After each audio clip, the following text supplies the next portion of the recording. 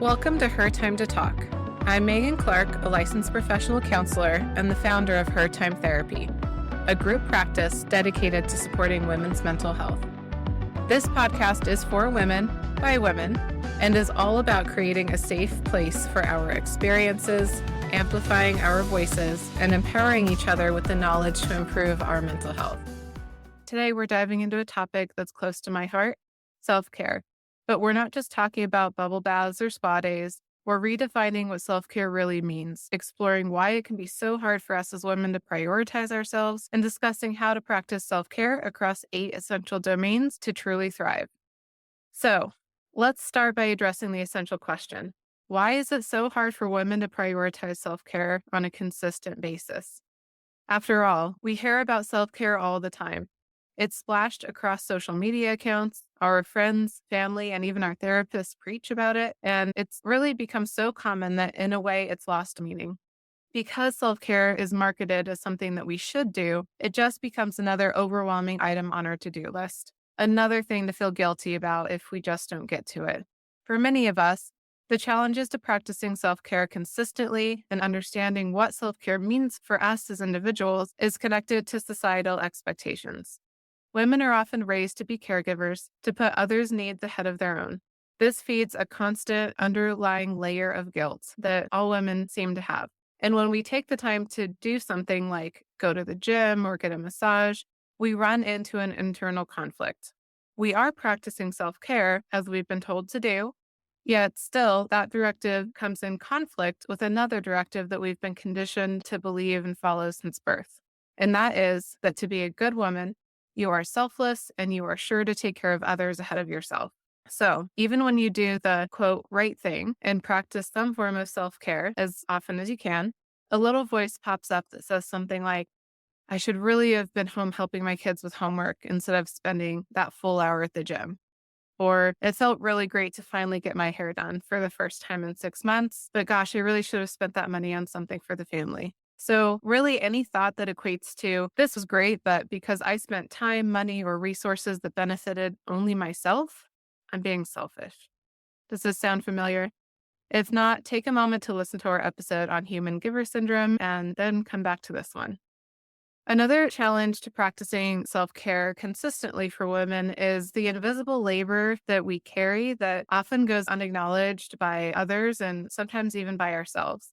This includes the mental load of managing household schedules, cleaning, remembering everyone's appointments, handling emotional support for loved ones, making holidays happen, and countless other unseen and unacknowledged tasks that we keep track of mentally and emotionally.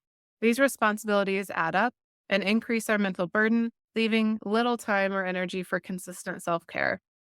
Asking for help or delegating tasks can feel like an uphill battle, but recognizing and addressing this invisible labor is crucial to lightening the load enough to make space for self-care to be practiced in a consistent way. If this term invisible labor is new to you and you want to learn more about it, a great resource is the book Fair Play by Eve Brodsky, which we'll link to in the show notes. This book in particular talks about what invisible labor is and how to share the load across the family system instead of taking it all on yourself.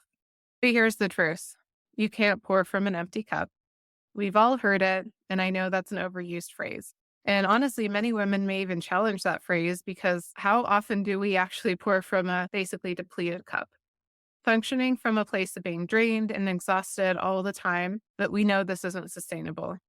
Eventually, it leads to burnout and a slew of other physical and mental consequences due to the sheer volume of responsibilities that we juggle in the modern world.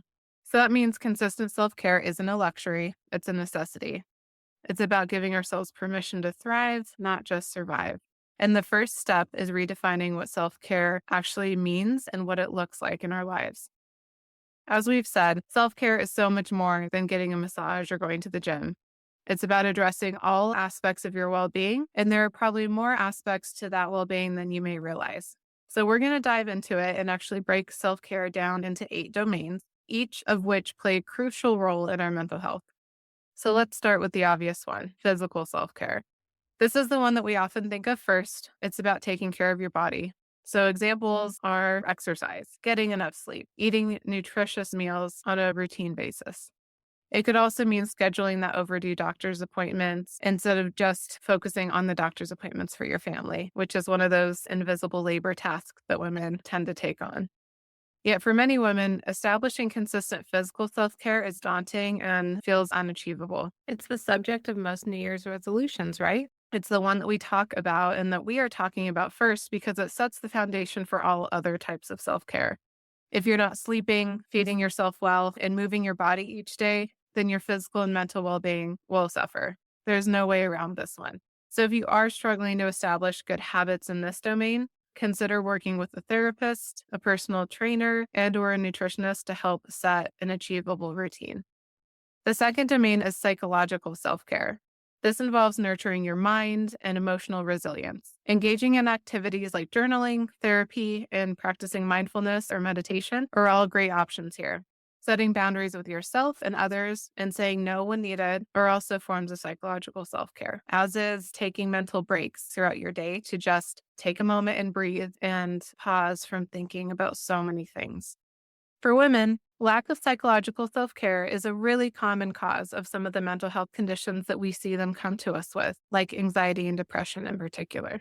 The psychological self care issue that I think I see most often in my practice is negative self talk.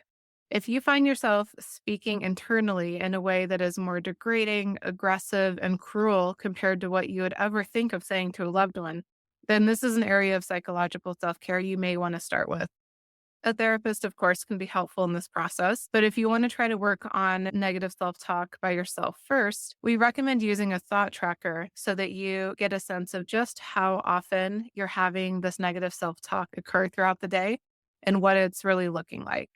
It's quite different to put it down on paper rather than just have it kind of running through your mind all day.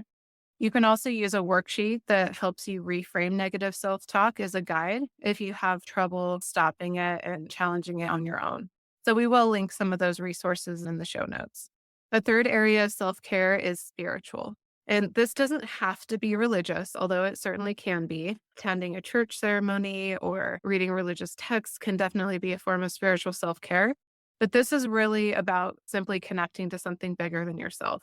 So things like meditation, going for a hike and spending time in nature, disconnecting from technology, maybe attending a yoga class, or even engaging in more creative activities like painting can all fall into this category.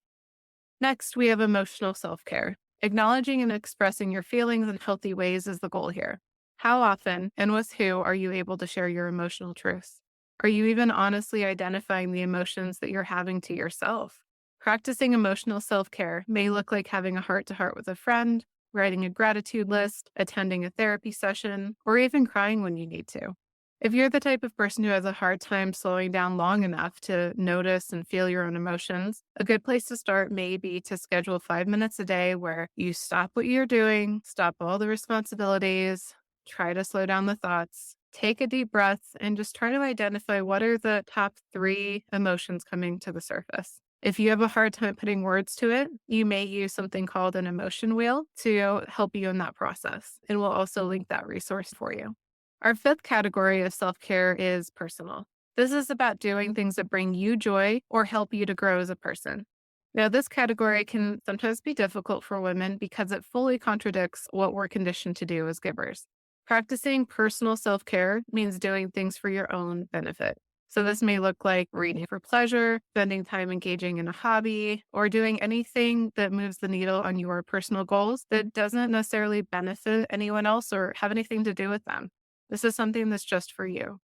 Next, we'll discuss professional self care. This involves creating a healthy work life balance and maybe even setting some professional boundaries.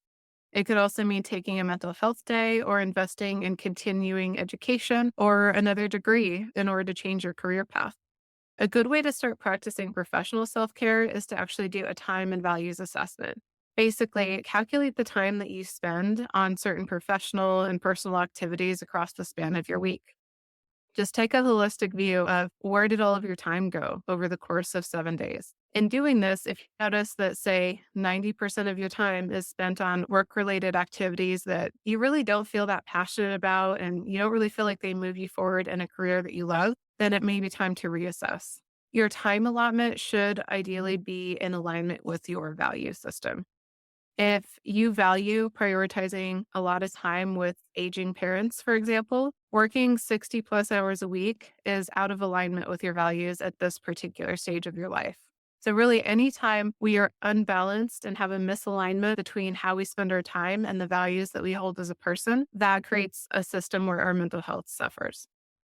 Our seventh domain is social. One of the longest studies in happiness, called the Harvard Study of Adult Development, reported that having good relationships is the most fundamental and critical element to us being happy. Sometimes we call this relational self care. This is about nurturing those relationships in your life that bring you happiness and a sense of community and support.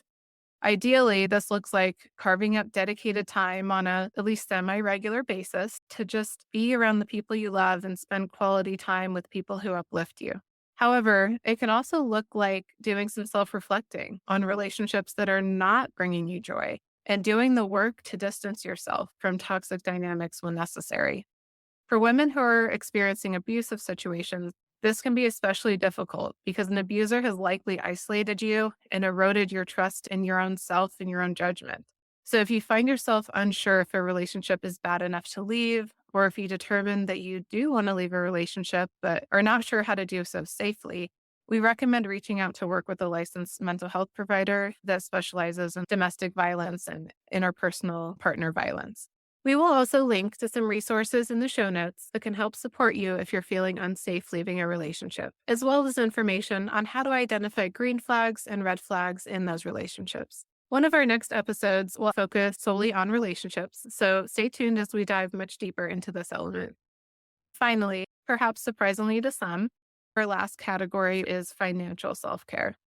While financial self care is the last element that we're discussing, I actually believe this is one of the most critical and foundational domains of self care for women. How often do we as women shy away from talking about money? Pretty often, right? Financial independence is one of the most empowering things that we can achieve. Financial self care is about gaining control of your finances, budgeting, saving, investing, and building financial independence. And this is true even if you are in a healthy relationship dynamic. It's all about increasing your personal financial literacy and knowledge in a society that does not prioritize teaching women or encouraging women to know about personal finances. Women talking about money, especially if they have a goal of becoming wealthy, is often chastised both directly and indirectly as being greedy, intimidating, even unattractive. Yet there is that double standard that still exists today where a man who talks about these things, actively seeking out money, investing, getting a high paying career, is regarded as ambitious and driven. So, why does financial self care for women matter so much? It's simply because money equals choices and choices equal freedom. Financial control and stability is critical for women's well being, and it's one of the first areas that abusers target in unhealthy relationships. An excellent resource to start building your personal financial knowledge is Tori Dunlap's book, Financial Feminist. She also has a great workbook, podcast, and a couple of courses that aim to increase women's personal financial literacy and independence. Tori actually stated in one of her more recent podcast episodes that money does buy happiness, and I completely agree. Financial freedom gives us the power to make choices, like leaving a toxic job or a relationship, accessing high quality healthcare, pursuing education, or simply living life in your terms. It's about having the security to know that you can keep a roof over your own head and build a life you love. That said, it's also important to acknowledge that good mental health shouldn't depend solely on financial means. I think we can all agree that it shouldn't. But whether we like it or not, it is one of a handful of critical elements that we need to establish for ourselves to be happy and stable. For those who are not coming from a place of privilege or have significant challenges to building personal financial literacy or wealth, we want to start by using the resources that are available to us. At Her Time Therapy, we believe that mental health care must be available to everyone, regardless of their financial situation. This is why we aim to make mental health support accessible by accepting a variety of insurance options, including Medicaid and Medicare. We offer sliding scale options as well and employ a variety of providers from interns to fully licensed therapist supervisors to ensure that at Her Time we can offer support to women no matter what financial or emotional position they are in when they come to us. True freedom is about more than just financial security. It's about knowing that support is available and accepting that support when you need it most. While money is an important factor for women to live a stable, empowered life, what you personally define as a rich life may not include being literally rich. So, what's the big takeaway here? It's that self care is a lot more multifaceted than we tend to think. It's a practice that touches every aspect of our lives. I would like you to think of these 8 domains of self care that we talked about today as parts of a wheel. If one part of the self care wheel is neglected and goes flat, then the wheel no longer turns smoothly. If multiple areas go flat, the wheel cannot turn at all. When we prioritize all 8 domains, we're not just surviving, we're thriving. In looking at your own self care practices, you have the power and the autonomy to choose which parts need to be addressed first and in what order to improve your overall well being. So start small, pick at least one domain that may be a little flat for you to focus on this week and see how it feels, and then build from there. Remind yourself as some of that guilt creeps in, self care is not selfish, it's essential. It's essential for you. And it's also essential for the people in your life that you love and that you take care of. You can't be there for them and be your full capable self unless you take care of yourself first. Thank you for taking the time to talk today and for joining me on this journey into self-care. If you're feeling empowered by today's episode, be sure to subscribe and leave us a review. You can also follow us on social media at Her Time to Talk for more updates and tips. And if you'd like to support the show, consider becoming a patron. If you're ready to take the next step in your mental health journey, visit hertimetherapy.com and schedule a free consultation with one of our therapists. Thank you for taking the time to talk today. Remember, your story matters, your voice is powerful, and your mental health is worth prioritizing. Until next time, take care of yourself. This is your time. The information shared on this podcast is not intended to be personal mental health advice, and listening to this podcast does not create a therapeutic relationship between the listener and the therapist featured on this podcast. We encourage listeners to engage with a licensed therapist for personalized mental health treatment and advice.